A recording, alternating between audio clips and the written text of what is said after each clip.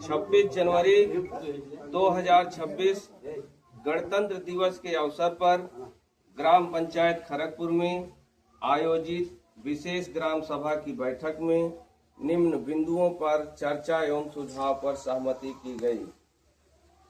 संस्कृति मंत्रालय द्वारा विकसित मेरा गांव मेरी धरोहर पोर्टल पर हमारी ग्राम पंचायत अंतर्गत संस्कृति विरासत के चिन्हांकन, डॉक्यूमेंटेशन एवं सत्यापन का कार्य करते हुए ग्राम सभा से उसका अनुमोदन किया गया।